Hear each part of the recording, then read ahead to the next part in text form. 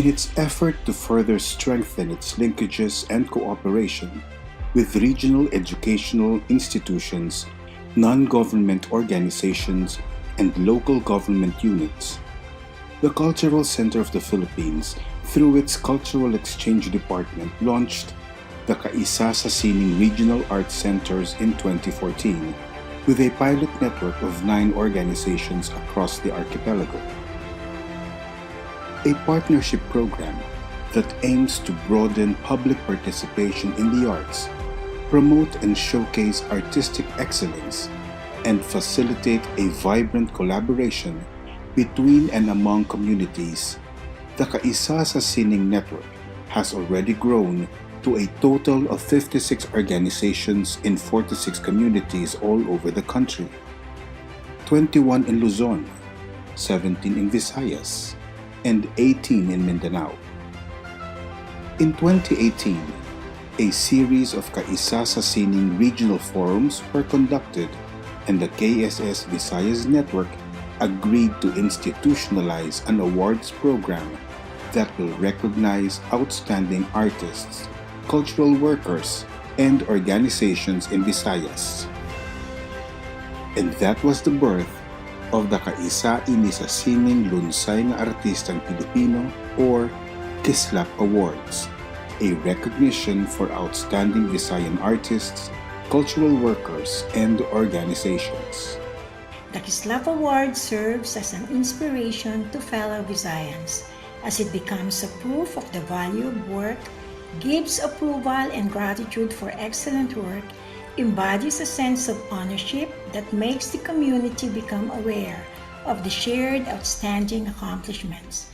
In time, significant work of art becomes part of the cultural heritage of the region, which gives the people sense of unity, sense of belonging, and personal identity to help every generation understand the region's cultural life, values, and traditions.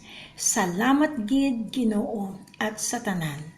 Aton ini, mabuhay ang kultura at sining naton. The KSSLAP Awards go out on a limb to recognize valuable and commendable contributions of the artist, cultural worker, and organizations to the research, development, preservation, education, and promotion of Philippine art and culture, especially in the Visayas. Of course, recognition is not always going to be perfect, especially when it comes from your peers, and it may not always reinforce all the behaviors that we are trying to foster, but it sets a model. It creates that potential, and it fuels the idea that every person plays a role in building a positive world. And that is a very powerful thing to recognize. And so in this first year of the KSSLAP Award Visayas, I trust that this biennial act of recognition has and will continue to help everyone else recognize what being exceptional looks like, sounds like, and feels like. Artists and cultural workers are like stars in the night sky. They not only lighten up our otherwise dreary existence, they also capture our imagination and inspire us to look up to the higher, more transcendent dimension of our humanity. We therefore congratulate the Cultural Center of the Philippines Kaisa sa Sining program for giving recognition to our outstanding artists and cultural workers in the Visayan region through the Kaisa ini sa Sining Lunsay nga Artistang Pilipino Awards or KSSLAP Awards. These awards will surely go a long way in encouraging our people to dedicate their lives to the pursuit of excellence and creative endeavors. Congratulations to all our KSSLAP awardees. In over 4 decades of our community cultural outreach work, we have experienced the exceptional artistry, dedication, and perseverance of the artists and cultural workers in the Visayas. It is therefore high time to establish an awards program that will recognize the valuable contributions of the Visayan artists, cultural workers, and organizations. The KSSLAP Awards, which is an initiative of the CCP Kaisa Sining Visayas Network and is being facilitated by the CCP Cultural Exchange Department, will certainly inspire the present and young generation of artists and cultural workers to excel in their creative endeavors and serve their communities by making their art and cultural work transformative and purposeful.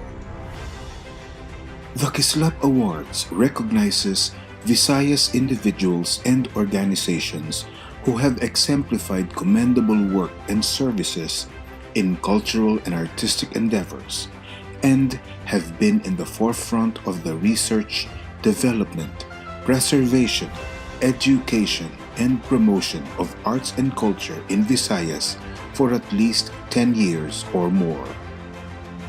Through the KSSLAP Awards, the Visayas arts culture sector gives their appreciation to the awardees for their exceptional achievements in creative work, leadership, resource management, education, artist support, audience development, community service, partnership, and solidarity.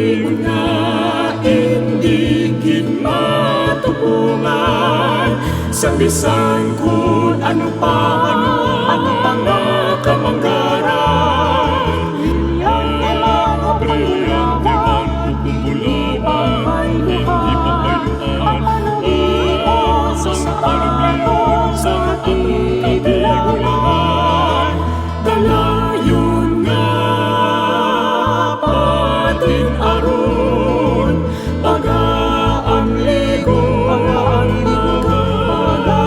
kulturang hinpanday nasang tinigon ipapagpapatutong sa suot.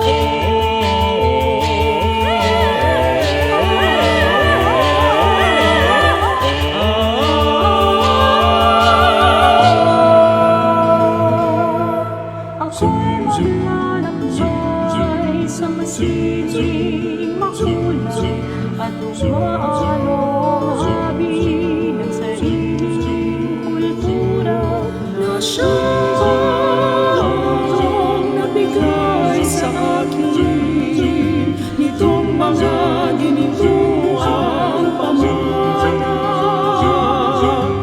Sasakay ako sa barangay ng kasaysayan, maglalayag ako patungong silangan, kasabay ng ihip ng hangin amihan, upang nakaraan ay matukla karanasan at naunawaan. Pamanang kailan may di matutumbasan ng kahit anumang kayamanan. Brilyante man o hindi pagpapalit sa pangalan ng aming inuno. Masigasig na paunlarin, pagyamanin at yakapin. Kulturang pinanday ng panahon, pinagtibay na sa ngayon.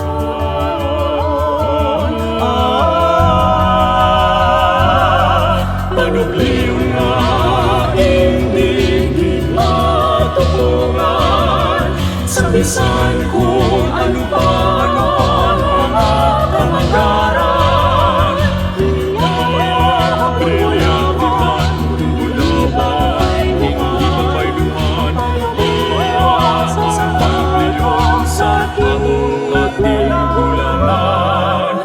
Masigasig na pauunlarin, pagyamanin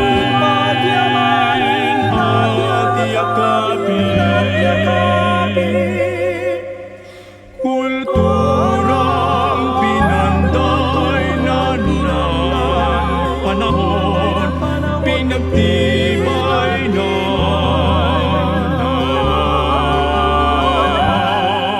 dalayon na ating aron, agaang ligong pag-ahakson. Kulturang hinanday na sangtiniyon, kita pinupagpatugtong sa subok.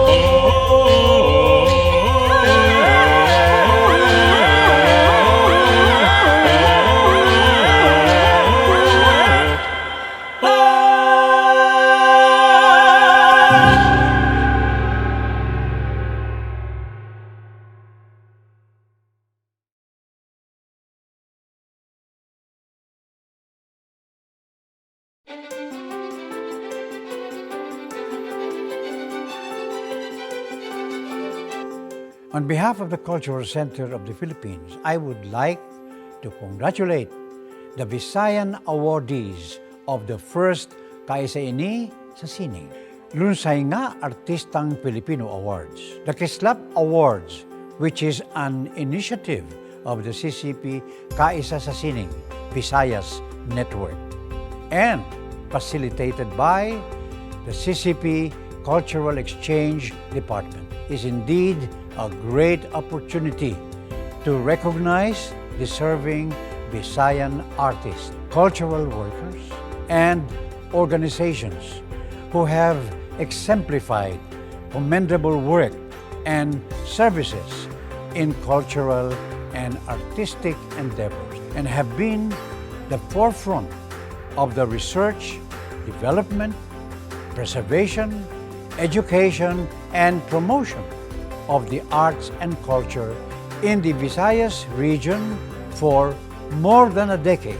I am truly impressed with the amount of uniqueness, exceptional artistry, dedication, and perseverance that our Visayan colleagues have dedicated in pursuing their artistic programs. For me, this is truly the best time to institutionalize an awards program that recognizes their outstanding achievements. Again, my warmest congratulations to the awardees, and I am certain that they will continue to prosper and produce art that is not only aesthetically appealing, but more importantly, making a strong impact and relevance in Visayan and Philippine culture in the years to come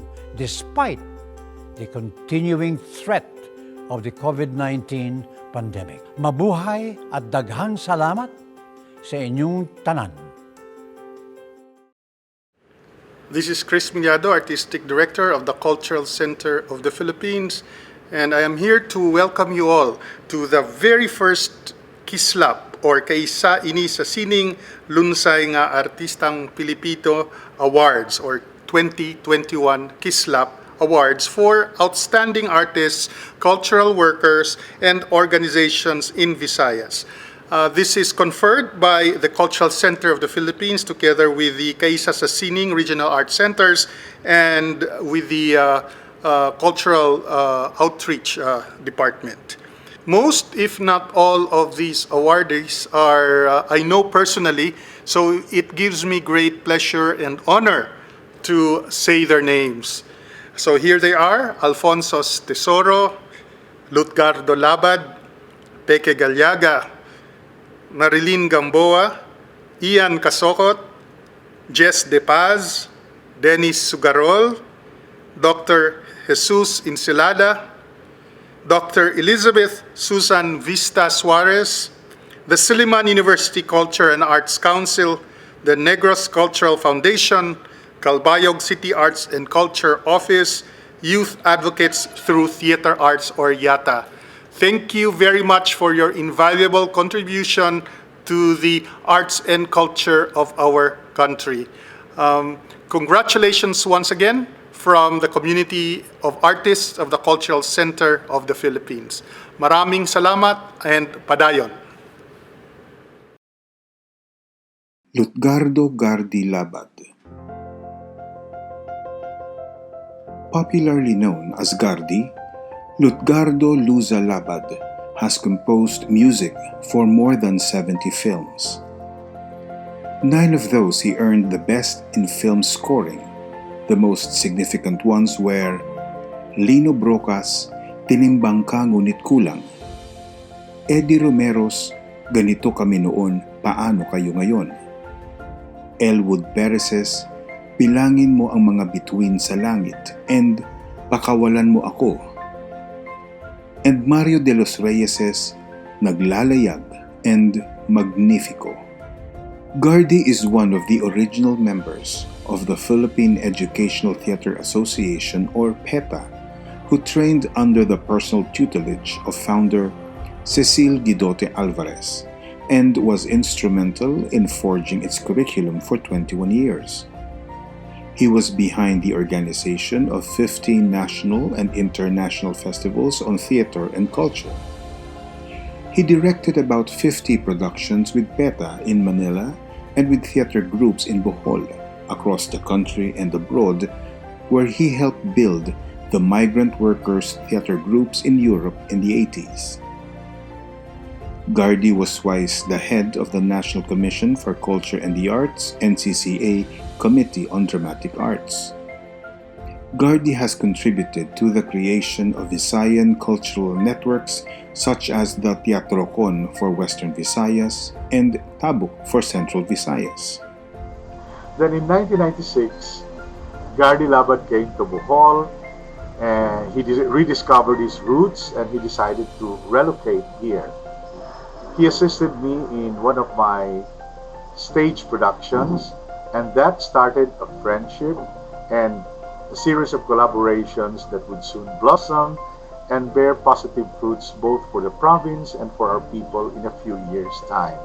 All the cultural programs sa Bohol, the start adto sa gihimo ni Gardy sa among first concert tour dito sa Amerika. And then during summer, Gardy would form a summer art workshop. Ang gingan is Bansay sa Ting Init. Labad shared his expertise in strengthening the role of arts and creative industries in Visayas in the NCCA programs such as Lihok Bisaya and Bahandi. Labad is a key organizer who understands the impact of cultural initiatives to the community. He called this interconnectedness of sectors as eco-cultural tourism, a forerunner of what is now sustainable development. In 2000, he was instrumental in the creation and organization of the Bohol Arts and Cultural Office, and in 2001 as the co-founder of the Bohol Arts and Cultural Heritage Council, or BAC. Gardy was a member of the NCCA task force in Husay sa Sining program for Special Program for the Arts of the Department of Education, the National Values Formation Program, and the Project Busilak, an NCCA cultural mapping toolkit. Labad is involved in NCCA's Cultural Response and Recovery Program. He is heading the implementation of the Regional Cultural Hub for Central Visayas, the BAC Institute of Living Traditions and the Arts, and the Academy of Philippine Theater and the Performing Arts, and the Department of Education Bohol Division Province-wide Cultural Mapping Project. His stature as a nationally known cultural worker and artist meant that his suggestions and visions were already taken seriously. In 1998, he was appointed as the head of the Center for Culture and Arts Development of the province of Bohol, and that really set us on the road, figuratively and literally. In his province, Bohol, Labad is the artistic director of Kasing Sining, Teatro Bolanon Ensemble, which he performed in 1997. He is the director of Dagon sa Hoyohoy, a musical on the life and times of Boholano hero Francisco Dagohoy, which had local and international performances. Gardy is the international staging director of the internationally renowned Lobok Children's Choir. Gardy is a recipient of the 2010 Aliw Awards Best Director for Non-Musical Production, the 2011 Asian Public Intellectual Fellowship Award of the Nippon Foundation, and the 2014 Father Francisco Demetrio Heritage Award by Ateneo de Cagayan Xavier University. In 2019, he received the Lifetime Achievement Award in Theater from PhilStage and the 2020 Glory Award for Arts and Heritage from the University of the Philippines College of Mass Communication Alumni Association. More importantly, it was Gardy's unwavering vision and boundless energy to promote cultural programs that really set things going for all of us. So if Bohol is culturally developed at present, this is to a large extent attributable to the Lutgardo Luza Labad. And this being said, he truly deserves this KSSLAP Award. We will not go this far, di mi makaabot ani unsa among nahimo karon without Sir Gardy.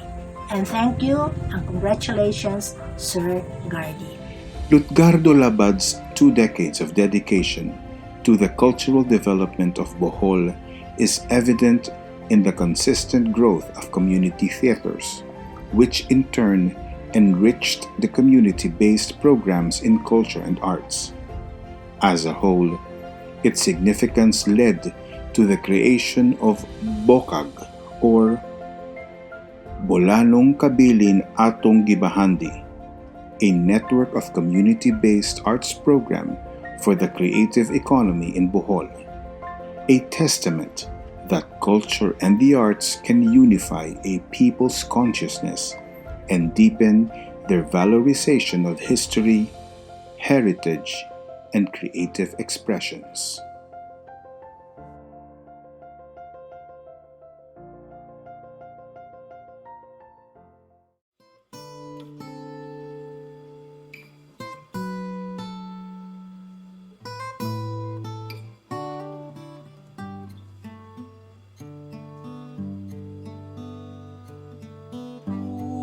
Pusong dalisay sa pusong tapat.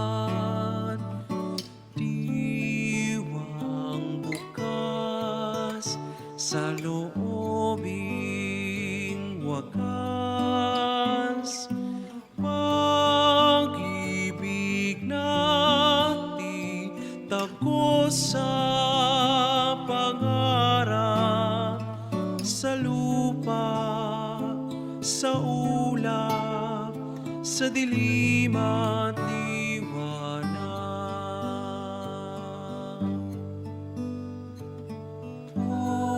Pusong dalisay sa pusong tapat, diwang bukas sa loobing wagas, pag-ibig natin tagos sa pangarap, sa lupa, sa ulap, sa dilim at liwanag.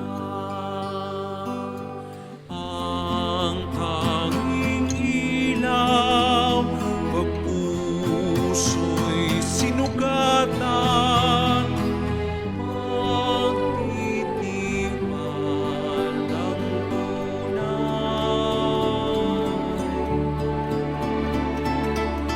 Ang tanging alay pag puso'y nawalay, kalayaang magbubuhay.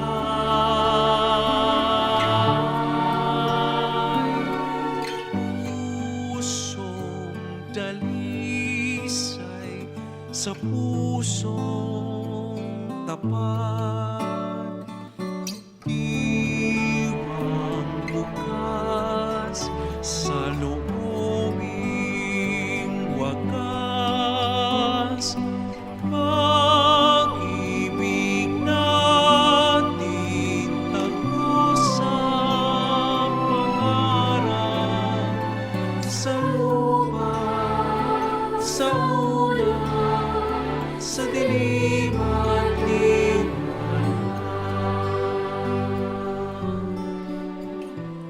Sa lupa, sa ulap, sa dilim at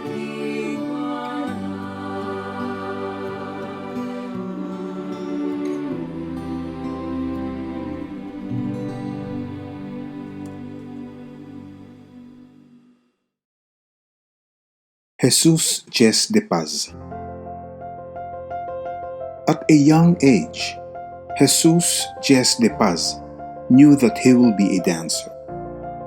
With his passion and natural talent, he only needed formal training, but perhaps he never fully expected that he would be known as the inspiring mentor of Leyte Dance Theater and many other dance companies in his region, highlighting the Filipino culture.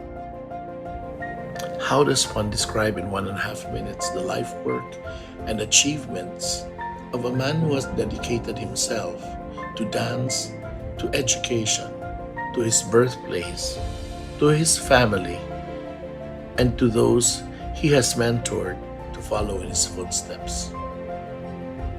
One cannot. In 1.5 minutes, you can probably read his curriculum vitae, which says everything that he has done step by step.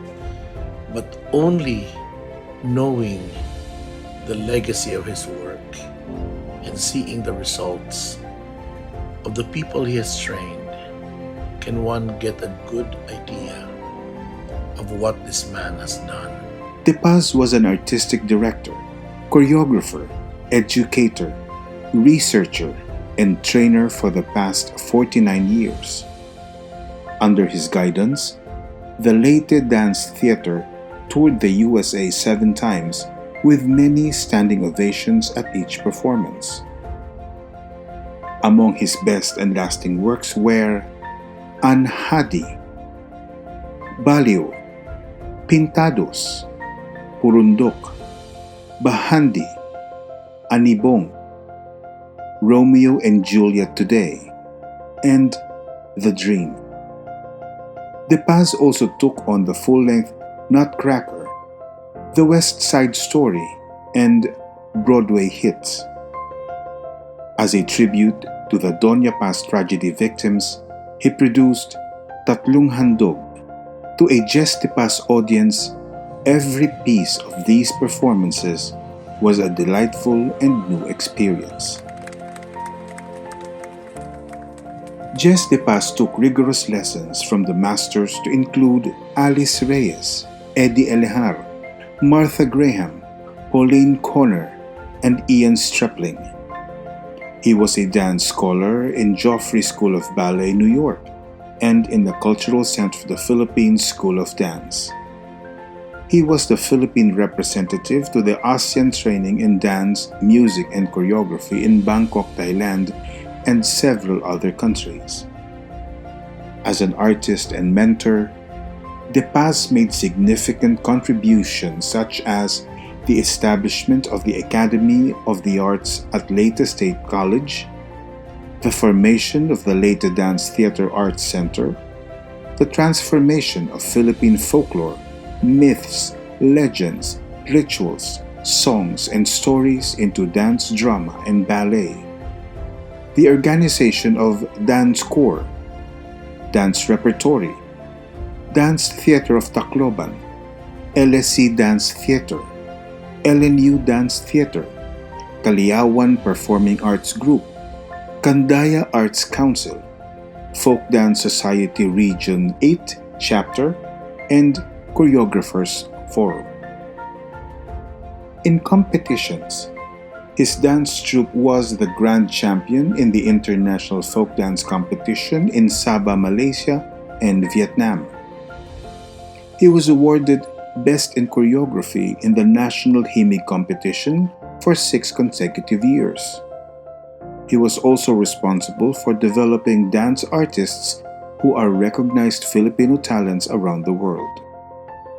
De Paz is the acknowledged mentor of Douglas Nieras and Danny Marshall of Power Dance, Alden Lugnasin of Ballet Philippines, Jonathan Oledan, Janice Garom, and Sarah Rachel Basilio, among many choreographers in the national level. The love for creativity in De Paz's works can be gleaned from his acclaimed research in Gaway Gaway, his key contribution to the history of Philippine folk dances. Another testament to his experimentation in dance and theater is his thesis, Limasawa, a transition from operetta to dance drama. He is a recipient of the Outstanding Citizen for Service Award of Tacloban City. He is a Sangyao Awardee for Culture and Entertainment given by the Sangyao Foundation and the Aliw Awards Foundation Lifetime Achievement Awardee in the field of performing arts in 2013. In the middle of all these artistic pursuits and academic training, Jess strove hard to be able to provide a comfortable present and a future for his brothers and sisters who were always in his mind through all this time. For me, the greatest attribute of Jess De Paz was his tenacity to stay in his birthplace. He trained and developed dancers in Tacloban City and worked hard to see arts and culture and more dance to prosper by leaps and bounds in his birthplace. He loved the city so much, he stayed and tried to develop from there. One of the proudest moments in my life was when one day Jess called me a teacher.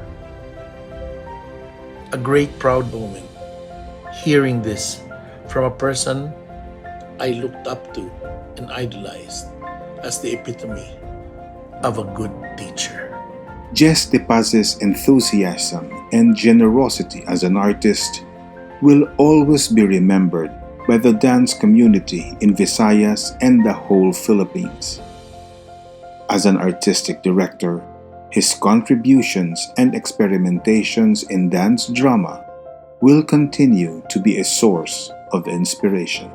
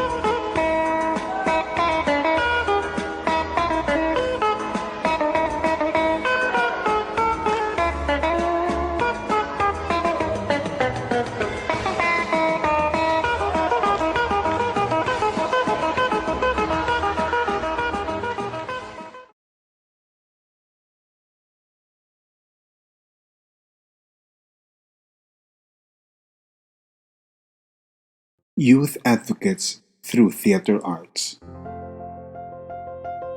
The beginnings of the Youth Advocates Through Theater Arts, or YATA, is a beautiful circumstance.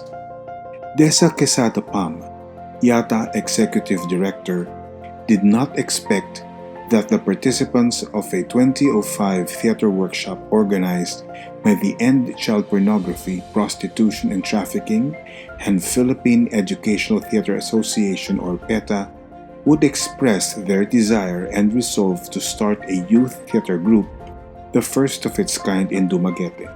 The power of young people to assert their advocacies close to their hearts is best exemplified by YATA, which we in PETA have witnessed in its formative years to what it has become today. YATA emerged from a profound passion of a group of community youth and students to use art as a vehicle to address the issue of child trafficking, and the rest is history.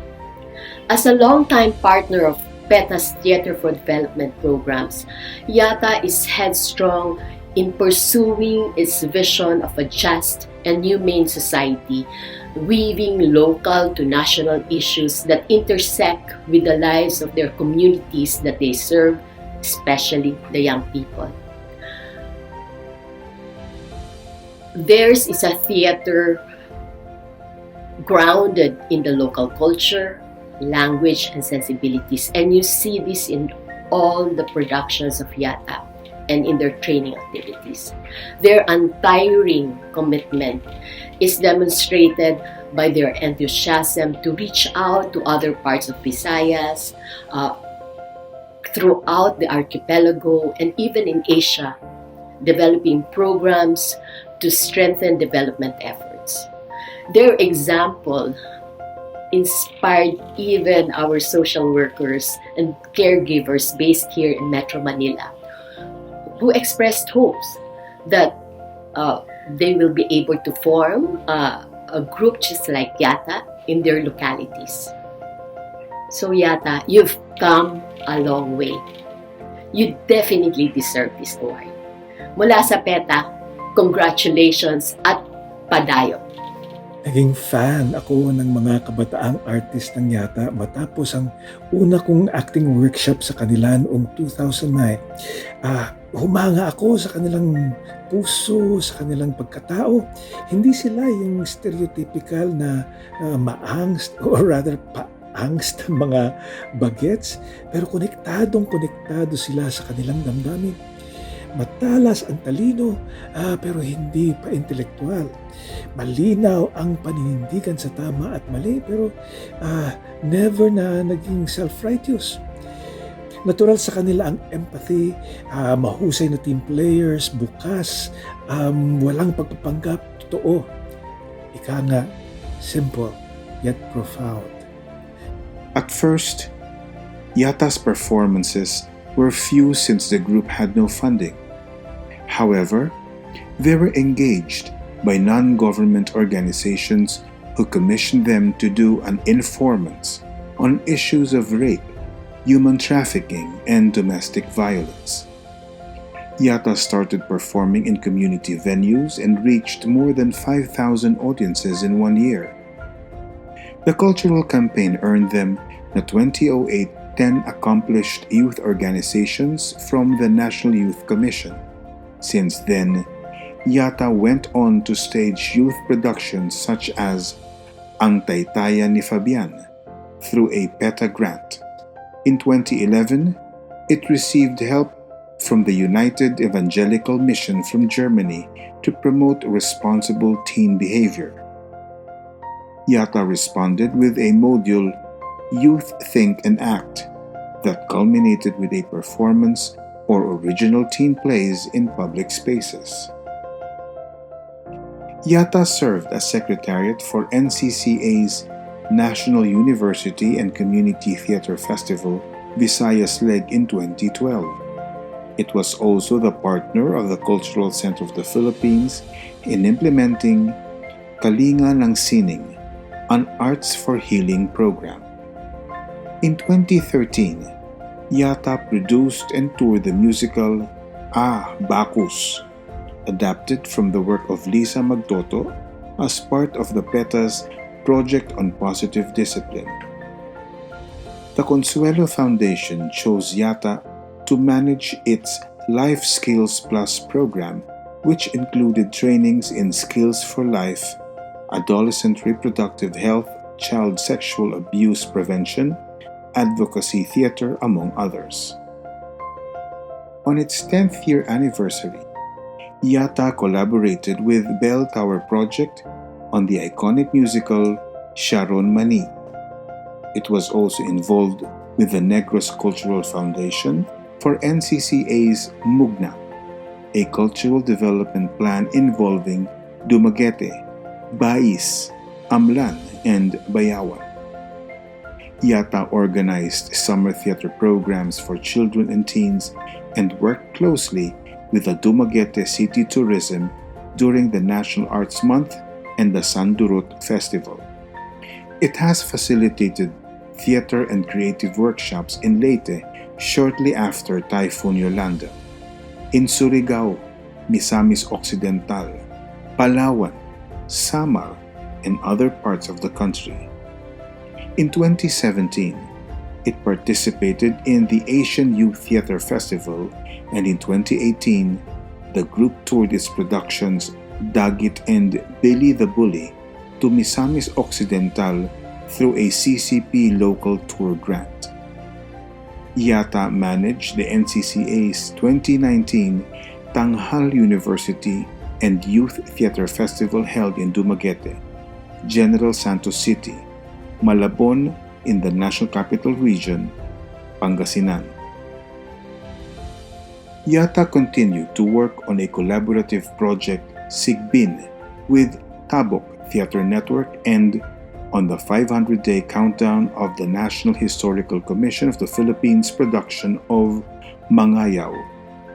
Through the pandemic, the organization pursued its work with the Silliman University's Fish Right Project for radio-based plugs as well as with PETA's Advocate Right to Safety Zone program.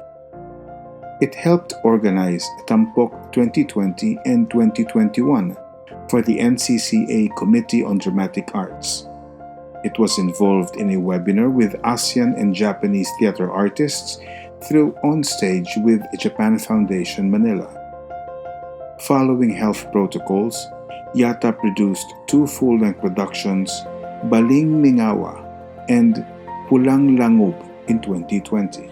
Hindi kagulat-gulat ang nabuong curriculum vitae ng Yata. Mahirap din ang hindi humanga at maging proud dito.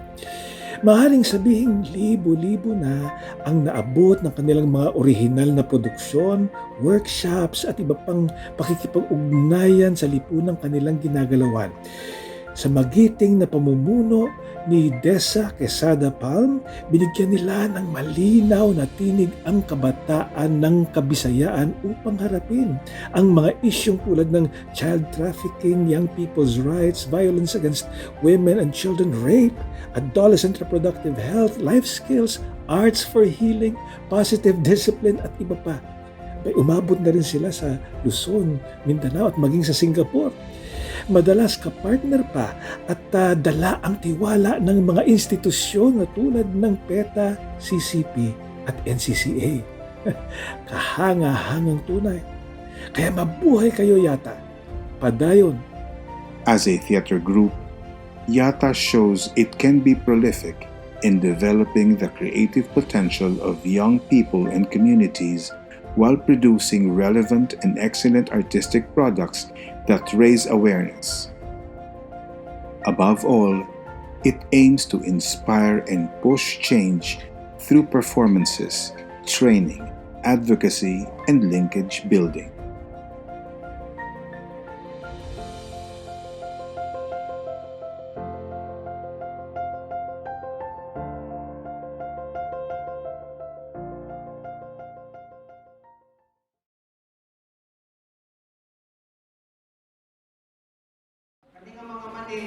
Mga sinandag, ngayon kaning sa kaniba, malinungag, tag-10 sila na, then kaning chicharot, tag-5. Kining suka pa. Di ka nagsuka, libre na sana. Pero magbantay ka na ka, kinay ko ba, tutuyo ng suka. Ayun na, bawal kayo magpautang ako, unya-unya ako ng bayan, kay sayang niya akong klas ba? Ulang nila. Sige pa. Mag-amping pa yun na ka, kung maulihan ako, di na ka Manila. Maulian na ka pa. Magtunga na taong Manila para dako itong halin. Ay pa, saan din ako pagtinda? Eh dapat, maayo ka mo abi-abi ang gusto yan na. Dapat utangan ng extra gimmick. Gimmick? Pwede mo kanta? Ay pwede ka na. Dapat unique ang iyong pagsagin sa chicharon! Mane! Kaya parehan naman sa gabi. Di, maglumbaan na linya ang tanan na magpalit sa iyong mga baligya. Ah, ay ganaon lang dahil pa? Sharon Mani! Pareho man sa kalamit, pero unique ang madugan. Nga ba, kung ato na dalay ko? Sige na, kung muli ka, kuyog lang sa balon. Kaya kay pagabiya. Sige pa, bye-bye!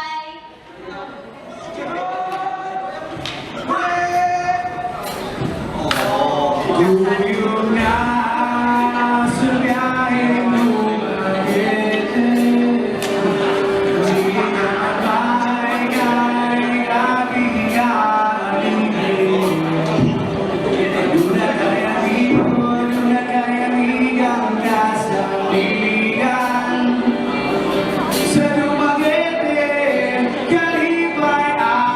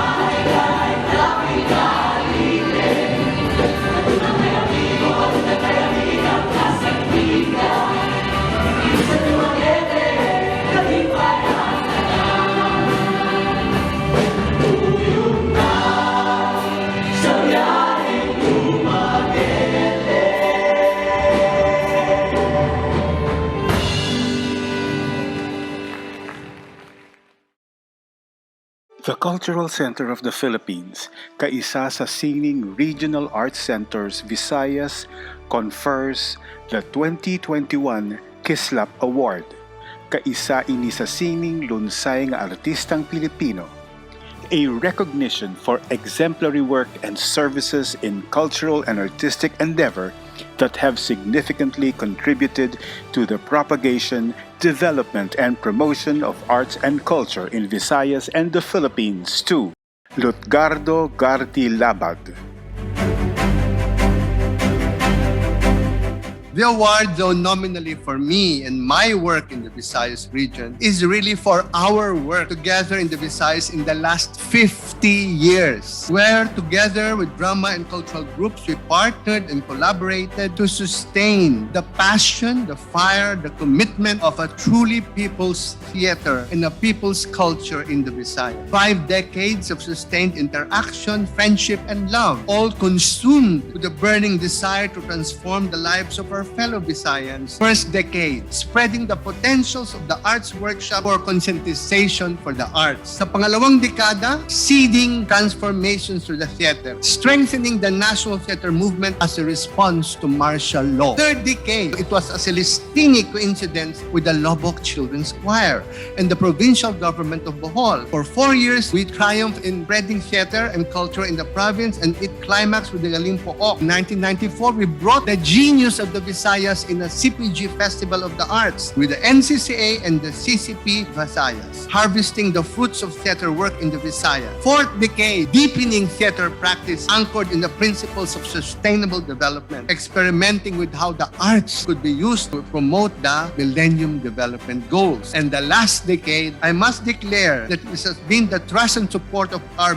local executives that allowed me to reach out to all of you, our partners in the Visayas. The governance of 4 governors in the past 25 years. They have consistently bannered the vision of Bohol to become a prime eco-cultural destination and have demonstrated this by helping establish the different programs in Bohol. They have been supporting of mainstreaming, institutionalizing arts and culture as a pillar in his development agenda and governance. We are trustful that there is now a whole new generation of young people, and all of this young generation will surely continue our legacy in the Visayas, because we dream that we have to reach that level where training, research, and performance will be at its excellent best. May I take this occasion to express again my thanks to our colleagues of the CCP, especially to the Kaisa sa Sining Visayas Network, which have selected the recipients of this year's KSSLAP Awards and prepared this painstaking process of selection and deliberation. I am zillionly grateful and now zillionly determined to pursue our work till my dying days.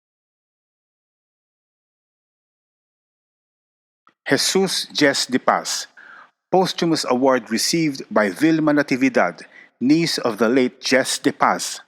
In behalf of the Jess de Paz family, survived by 1 sibling, 4 pamangkins, the Lady Dance Theater, and the Sangyao Foundation of Tacloban, we are very grateful to the KSS for this award. I would like to believe or imagine that he is around watching. He must be happy and smiling. My Tio Isot, as I call him, was engaged and married to his profession. Dance was his life, and Lady Dance Theater was his blood. And on this day of September 28, while the LDT was off for a show, he stayed behind and went off his way to paradise. His living legacy are the trainers he mentored, now involved in the proliferation of dance in the region. The Visayan folklores and myths he transformed, the education and discipline he instilled in the family, this and many more will live on. To the CCP Kaisa sa Sining Visayas Network, I wholeheartedly accept this posthumous award for Mr. Jess de Paz. This award will be an inspiration for artists to aim for excellence and dedicate their lives in the pursuit of creative endeavors. Youth Advocates Through Theater Arts, or YATA, award received by Desa Quesada Pam, YATA Artistic Director. It was a leap of faith that led a group of 30 young people in 2005 to say yes to the possibility of pursuing this crazy newfound passion in the performing arts. They said yes to building a family bound by a common love for theater and humanity. Yata envisaged a group that will break through barriers drawn along the lines of class, faith, schools, and proximity to privilege. It asserted from the beginning that young people are artist teacher leaders, not just of the future, but of today, and who should be given ample space, opportunity, and respect they deserve. We strive to live by the mantra that youth theater, community theater is excellent theater, and that even through adversity and hurdles, we shall plod through and do things from a place of love, passion, and compassion. Through the more than 15 years of Yata's journey, we had been able to accomplish what we have because of the loving support of people in and out of the organization. This is God at work. To all the Yata officers through the years, led by its presidents Ray Dote, Junes Likitay, Hope Tinambakan, John Dumapay, Nikki Simafranca, and Ona Quito. Thank you for embracing your strengths even amidst the uncomfortable terrains that Yata often treads on. And to our Board of Trustees, led by our untiring champion, Glinda Despotan, our eternal gratitude to you all for your generosity and spirit. And to all the artists and mentors who have inspired us in countless ways, thank you for your accompaniment. We thank all our families and network of schools, cultural institutions, local government units and agencies, non-government organizations, churches and individuals who have allowed us to grow in our commitment to youth theater. We are not done dreaming and building a world where God's love is manifested in all our lives, where the integrity of creation and our inherited world are preserved for generations to come, and where the fulfillment of the creative potential and dignity of all children and youth are hallmarks of the spaces we inhabit. Daghan salamat CCP KSSLAP Awards, the board and panel for sharing the faith and the power of our dreams. Padayon. Peque Gallaga, writer, director, actor, and painter. Peque Gallaga's stunning vision as a director and storyteller lives in his films Oro Plata Mata, Scorpio Nights, Gangland, Virgin Forest, Unfaithful Wife, to name a few. In the words of National Artist for Literature, Bienvenido Lumbera, Peque is the complete Filipino cinema artist. The legendary director earned his early 2 Urian Awards in 1976 as a production designer for Eddie Romero's Ganito Kami Noon, Paano Kayo Ngayon, and in 1980 in collaboration with Ishmael Bernal in Manila by Night. Peque worked with the greats in Philippine cinema and in the process became a master of the craft himself. In his time and until his death in May 2020, Peque Gallaga remained a stark influence in the world of film by virtue of the span and depth of his themes and his understanding of the human psyche, which was exhibited in what the critics regard as his masterpiece, Oro Plata Mata. The film swept the awards for Best Picture, Musical Score, Cinematography, Production Design, Sound Design, Direction, and gave Gallaga his third Gawad Urian in 1982. As an artist in residence and as a lecturer, Peque inspires his audience and does not hesitate to pass the gift of his genius to the worthy ones. This character made him an endearing father figure and mentor among artists, especially those in his hometown of Bacolod City.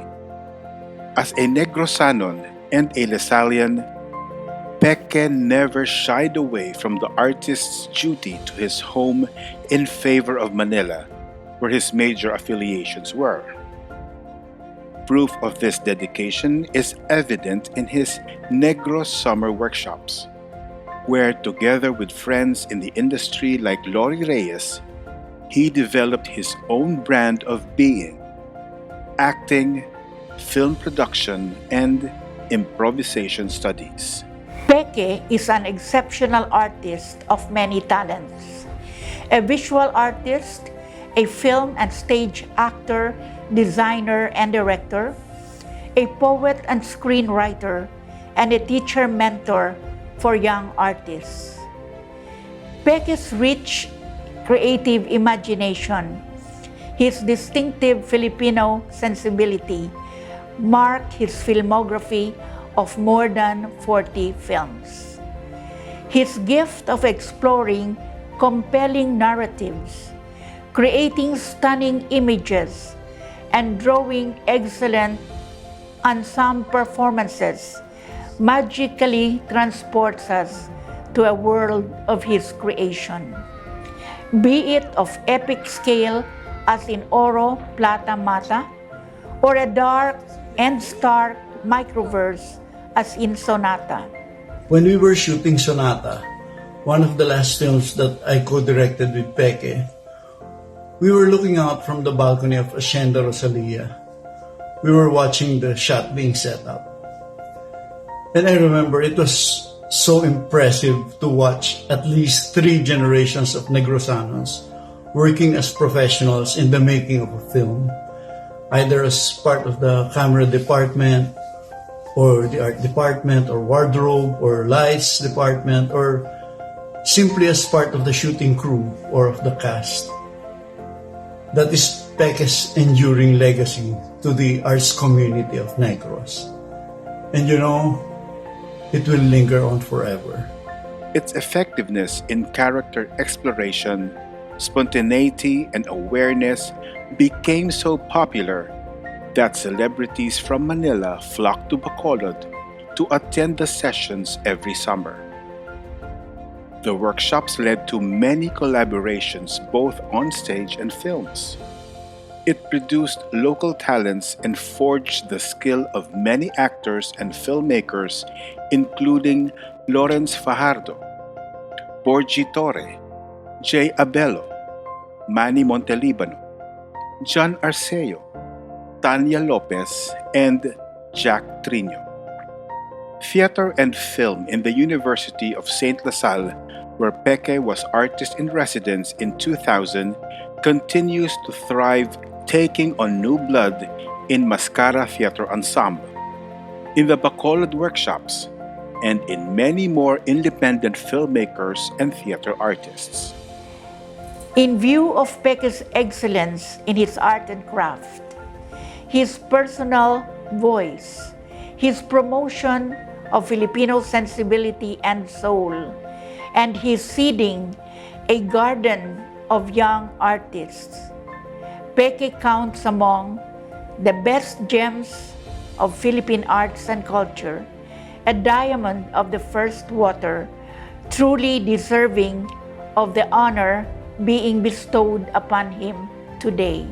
Peque Gallaga's career as one of the giants in the history of Philippine cinema was capped by the Gawad CCP para sa Sining bestowed to him in 2004 and the honorary awardee for pioneering efforts in independent cinema at the 8th Cinema One Originals Film Festival in 2012.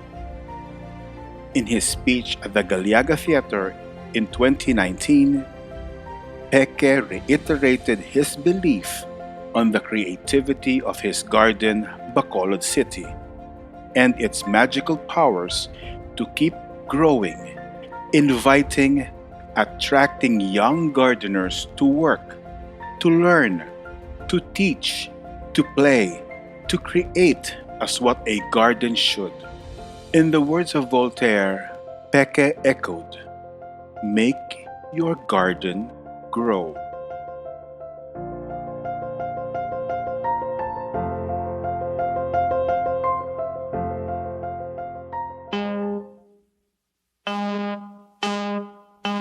Sa tumasang primitibo sa tuanay nga mga adlaw, kung hindi ko ikaw makita, ako sa imo ang ginamingaw. Dagat palang si duta, kag tubig palang ang silangit. Dugay ko na nakita ang dala ko nga mga kasakit. Gaibi ini si papil na tuluan, jutay nga tinta, nagalakat nga wala sing tiil, nagahambal nga wala sing dila. Kapin pa ang mga dalaga kung sila abi, ang mga nobya, nagalakat, nagahuloy ang mata, may pag-imon, pagid nga dala. Kaping pa ang mga soltero kung sila abi, ang mga nobyo, nagalakat, nagamurilyo, kung sayuron pa mucho karinyo. Naghibi si Toto Jutay kay ginsumbag sang kaaway. Ang silingay ay sang amay, tutuon ka mag-inaway.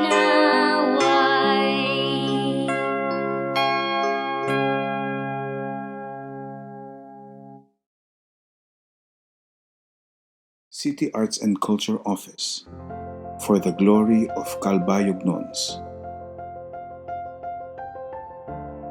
The City Arts and Culture Office, or CACO of Calbayog, is an institution that was born out of the people's desire to communicate through culture and the arts. The theater productions, dances, and traditional arts were on their own at first vying for recognition in the local and national scene. The artists and cultural workers worked with persistence, which the people recognized by serving as either audiences or performers. The impact of such performances, choreographed by Teresita Silayan Rosales, developed an awareness for the authentic Calbayog folk dances. The presence of the Makabugwas Theater Arts Organization, or Makatao, founded in the 80s, and the formation of the Ibabaw Arts Council of Calbayog in 1989, led by Mel Senen Sarmiento and Edgar Isidro, defined the need for an institution to supervise the activities. All these efforts point to the Calbayog Kahiaraan featuring the Calbayog Nuns, rituals, dances, oral literature, performing arts, and other traditional art forms. Ako po si Mel Sarmiento, dating chairperson ng Ibabaw Arts Council of Calbayog City. Kami po yung mga katulong ng Outreach and Exchange Program ng CCP ng mga panahon na yon, dekada 80. At ako po ay nahalal bilang Vice Mayor noong 1992 at napag-usapan namin sa ating mga kasamahan sa CCP ano kaya pinakamagandang paraan para masustain ang sining at pagpreserba ng kultura sa aming lugar. At doon ko po naisipan at naglabi para may punda po, may tayo yung City Arts and Culture Office. At di po tayo nagkamali sa paglabi at pagpunda nito dahil pagtakbo ng ilang panahon. Naging mayor ako ng 2001, naging katuwang ko rin ang kako at naglagay tayo ng mga scholar sa sining na katulong. Hindi lang pagbigay ligaya o pagserbisyo sa aming komunidad, kundi kung saan-saan din kami nakarating sa buong Pilipinas. Saksi po tayo sa mahabang biyaheng tinahak at mga hamon ng cultural work sa Calbayog, mula sa volunteerismo hanggang sa professionalismo, mula sa pagiging Arts Council hanggang sa naging Arts and Culture Office, mula sa walang pondo hanggang sa nagkaroon ng annual budget. Saksi tayo sa lahat ng kaganapang pangkultura mula sa simula hanggang ngayon at minsan pa'y naging katuwang sa pagtataguyod, pagpapalaganap at pagpapaunlad nito bilang chairman ng Arts and Culture Committee sa Sangguniang Panlunsod. Saksi tayo kung paano hinubog ng kako ang mga kabataan sa sining at kultura sa pamamagitan ng Scholar Calbayog, a scholarship program for the poor, deserving, and talented Calbayognons. In essence, kako is the result of the artists and cultural workers' hard work to bring culture and arts closer to the people, to professionalize it, to realize its ecotourism potential, to preserve history, to give space for its artists and for the government to support it. Kako now stands as an institution created and funded by a local government who understood the significance of culture in sustainable development. Under such mandate, kako moves forward assured that it has the people's support. Since 1996, it has promoted Waray culture through festivals, performances, competitions, exhibits, documentaries, conferences, workshops, and research. The institution's encompassing reach includes children, students, out-of-school youth, adults, cultural workers, and professionals. Calbayog Kahiaraan is the highlight of all of kako's activities. It is backed by projects and publications such as Istoryahanay, CCP's Lakbayin ang Sining featuring kako, the Calbayog Coffee Table, and ANC's Dayaw featuring Calbayog's Ismiling. Under cultural tourism, it established the Samar Island Cultural Tourism Festival, introducing the Hadang Festival and the promotion of the city's delicacies through the Calbayog Pasalubong Center. Calbayog through kako hosted the 9th Viva Ex-Con, a gathering of visual artists in the Visayas. Kako was also an active participant of the One Visayas Cultural Tourism Festival and host of the Sining sa Eskwela 2016, National Arts Training for SPA and K-12 teachers. One of the outstanding achievements of kako is the staging of Alferez Bictoy, the contemporary Waray opera directed by Jonas Lim, was included in the International Theatre Festival 98 held in CCP. Lim is also the choir master of the Scholar Calbayog Chorus, an a cappella group which was a finalist in the NAMSIA 2015 choral competition. The Outreach and Exchange Division of kako extends services to artists by providing training and workshops. There was Lakub, pasundayag san lokal nga arte, kultura ug bahandi, featured during the National Arts Month celebration and participated by different performing groups in the city. To address the artistic inclinations of the youth, Liao Aram, a summer arts camp, was organized. To recognize the efforts of the city's cultural workers and artists, Dunog Kahiaraan and Bahandi was formed and has awarded 24 artists. Itinaguyod at inanghal ng Kako ang Calbayog Kahiaraan sa pamamagitan ng mga programang pansining at kultura sa loob ng 25 taon kasama ang iba't ibang institusyon, lalo na ang mga Calbayog nun. Ang Kako ang nagtatanging opisina sa sining at kultura sa loob ng isang local government unit bilang isa sa mga departamento na may mga permanenteng empleyado at taong-taong pondo para sa programa nito. Salamat sa Inspirasyon CCP. Salamat sa Outreach and Exchange Program. Salamat sa pagtanghal, palihan at programang pagkultura na naghubog sa aming mga cultural workers, lalo na ang mga empleyado ng Kako. The Calbayog City and Arts Culture Office is an example of a cultural and arts institution that is holistic in achievement. It was able to establish strong linkages with NCCA, CCP, PETA, and Tanghalang Pilipino, and is one of NCCA's Regional Center for Culture and Arts. It was able to combine tourism and culture and involved the Department of Education. The people are aware and proud of its presence, and its influence leads to the preservation of a cultural heritage that is truly Calbayog nun.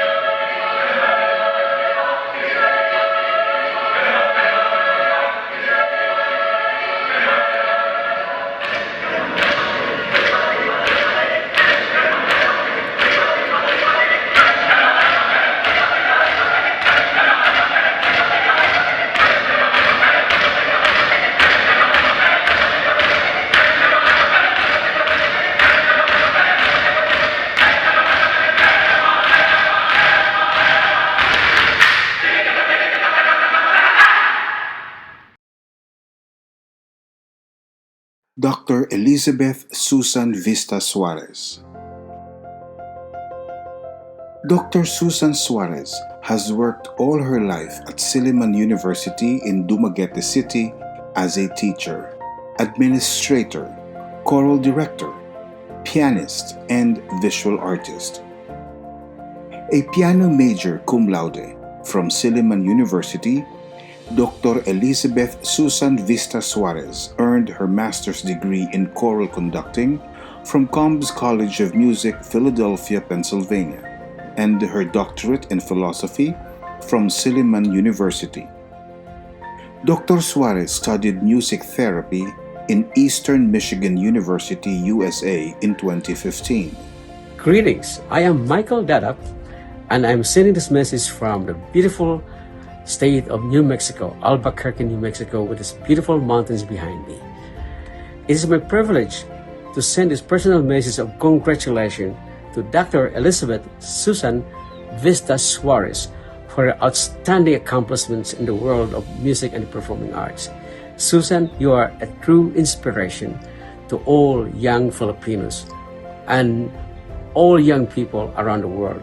She has become an exemplary beacon of the musical culture of Silliman University, Dumaguete, and the Visayas. For many years, she has molded young minds in embodying excellence in music and created a nurturing environment for learning in the Silliman University College of Performing and Visual Arts, with her constant support towards the cultural community. She is instrumental in developing the Bachelor of Music degree major in music therapy at Silliman University. In Silliman, she served as the director of the School of Music and Fine Arts from 1990 to 2000. She was the Dean of the College of Performing and Visual Arts from 2010 to 2016. In 2018, the University of the Philippines awarded her the Gawad Nicanor Abelardo Most Outstanding Music Educator of the Philippines. Presently, Dr. Suarez is the chairman of the Advisory Council of the Silliman University Culture and Arts Council and is a member of the Dumaguete City Arts Council, which enables her to contribute to the development of culture and arts in Dumaguete, not only in the academe, but in the community as well. She has served the same organization as its chairman and cultural officer in 1990 to 2000 and 2008 to 2016. Dr. Suarez has trained choirs of all ages. She was instrumental in training and conducting for the Silliman University campus choristers, guiding them to win local, regional, and national awards. She brought them to tour the United States in the celebration of Silliman's centennial in 1999 and again in 2001. Ating Pamana, a mixed chorus, toured the US in 2003 under her leadership. She also formed the Silliman University Gratitude and Goodwill Ambassadors, which represented Silliman during the Tipon Alumni Gathering in Fairbanks, Alaska. Susan's works include publications of books, which helped simplify the pedagogy of music in the classroom. Her works include progressive work text material for elementary children from grades 1 to 6. She also took into analysis the situation of music education in the Philippines in the 1998 Silliman Journal in an article entitled An Overview of Music Education in the Philippines. Her article on the pedagogy of teaching piano, Practice Before Theory, in the same journal in 2012 provides an interesting look at the process of learning the craft. As a painter, she published Susan's Symphony in the Journal of Art and Aesthetics in Nursing and Health Sciences in 2013. Along with her team of teachers, Dr. Suarez was funded by the National Commission for Culture and the Arts in 2019 to set up music learning initiatives, a pilot music school dedicated for the marginalized children in Zamboanguita, Negros Oriental. Congratulations, dear Dr. Suarez, for continually shining bright and being a wonderful mentor to all who have been under your wing. You have always shown great perseverance and drive in all your endeavors, which reflect your love for music, teaching, and leadership. Today, we honor you with this award and we pray for more years of success along the way. Dr. Suarez believes that every musical project, teaching and learning from colleagues and students is a way to share the universal language of music, an act of communicating realities and personhood, and an unselfish declaration of being human. She sees her work in music education, both as a performer and professor, as a venue for human sensitivity where discipline can be internalized and the harmony and the height of aesthetic expression can be experienced.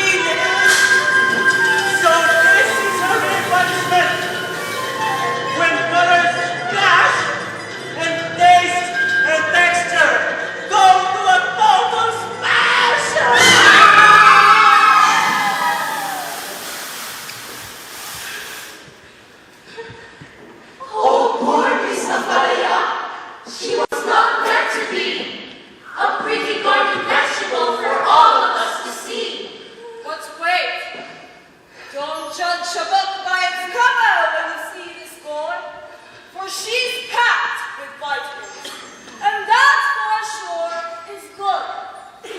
You may now claim what has been stolen from you. Justice has been served.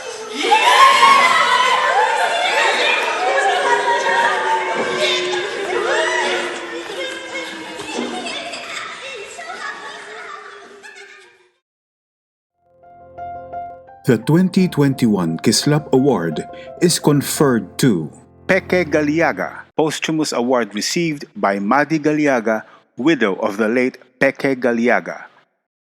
Kabay, nga updan ninyo ako, kay ako medyo ginakulbaan pa. Bangod, ginapasilubungan si Peque sa iya mga hinimuan sa patag sa teatro kag pelikula. Kag siguro ako gid ang una nga makasiling nga wala sang iya nga hinimuan na kumban na siya lang isa ng obra. Ang akong bani nagapatigid sa collaboration, paghilig yon, na namiya siya mag-obra tukod sa mga tao. Kag ginasiguro nga natagaan sa nagakaangay nga pagkilala ang ila obra kag ginhimo nga bulig. Luyag ko tagaan sa pasalamat ang mga maestro ni Peque, si Brother Alexis Gonzalez, Jess Aiko, Annie Schultz, Ishmael Bernal, Ateng Osorio. Ang iya suod na abyan kag masami nga kaupod, si Lori Reyes, kag iya mga kaupod sa trabaho, si Don Escudero, Uro de la Cruz, Mario Taguan, Rodi Lacap, Totoy Jacinto, Richard Padernal, Rene Inojales, kag si Rodel Cruz. Kag sa iya mga estudyante nga iya man naging mga abyan kag katrabaho, pareho na day Chart and Bing Motus, Tanya Lopez, Jo Macasa, Rose and Jack Trino, kag Cindy Ballesteros. Sa mga tao nga iya gitubuan, magbiyahan, itagaan inspirasyon kag oportunidad. Kabalugid ako nga sobra pa sa iya mga pelikula, ang labing dako nga naghatag lugar kay Peque ang waang kalabot sang iyang mga estudyante. Dako gid ako nga nagapasalamat sa CCP Cultural Exchange Department kat sa Selection Committee sa kaisa sa Sining Visayas sa pagkilala kag pagsilungog sa akong asawa. Madamo gid kasalamat kaling kay Peque kag sa iyang pamilya. City Arts and Culture Office of Calbayog or CACO, award received by Jonas Lim, CACO Director. Maraming salamat po CCP sa karangalan. Maraming salamat sa KSSLAP Award. Ito po ay isang patutuo sa kagalingan ng kulturang Pilipino. Patutuo sa kagalingan ng Sentrong Pangkultura ng Pilipinas. Patutuo sa kagalingan ng outreach program. Kanya po kami na itaguyod at naitatag dahil po sa inyo. Mayroong City Arts and Culture Office ng Calbayog dahil po sa inyong inspirasyon. At maraming salamat po.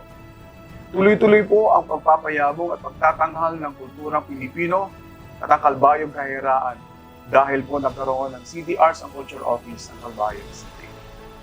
Maraming salamat sa aming mga leader na laging nandyan para tulungan kami sa pagpapanday, patuloy na pagpapanday ng kulturang Pilipino at ng Calbayog kahiraan.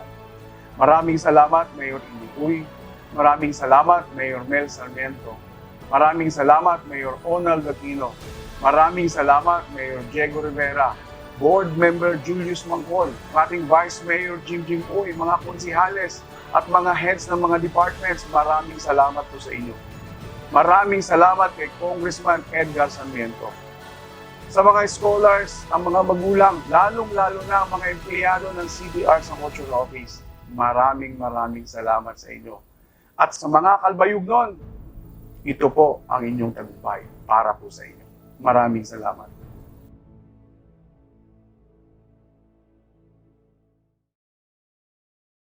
Dr. Elizabeth Susan Vista-Suarez.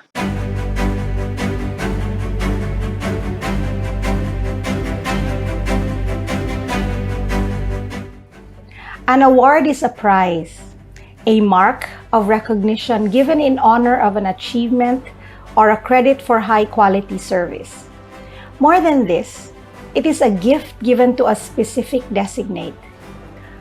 I am extremely honored to have been chosen as one of the recipients of the CCP Kaisa sa Sining Visayas 2021 KSSLAP Award, a recognition for outstanding artists, cultural workers, and organizations in the Visayas region. You know, I have lived all my life at Silliman, grew up, married, had children, been the director of the School of Music and Fine Arts, chaired the Cultural Affairs Committee, and continue to be the dean. I consider myself blessed to be able to do what I enjoy doing. That is, living in a world that breathes music, culture, and the arts, and allows creativity to flourish. Many of my close friends ask me, "Why are you still at Silliman? Your talent can be seen better if you are out of the country." Some tell me that I am overstaying, doing what I do. You know, sometimes I wonder if that is true.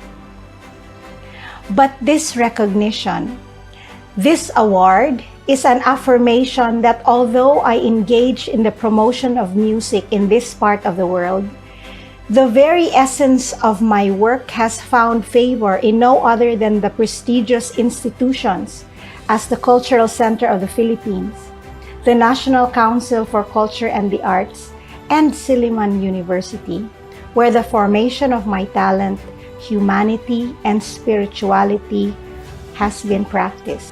I wish to share this award with my family, my colleagues, and those who believe in me. I humbly and sincerely and gratefully accept this award.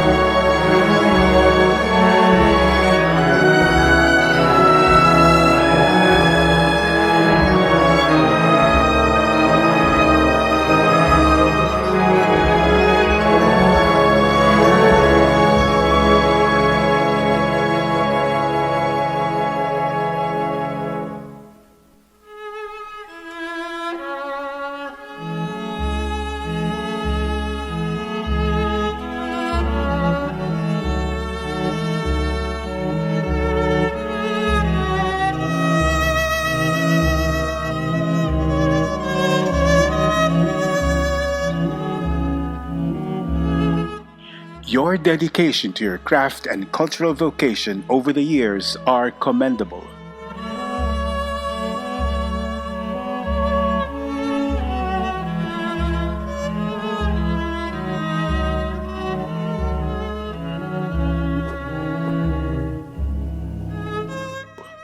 Your outstanding creative works have enriched Visayan art and cultural expressions. Your ingenuity and compassion have provided the artists, cultural workers, audiences, and communities in Visayas and other regions and provinces with valuable knowledge and experiences in culture, history, heritage, and art.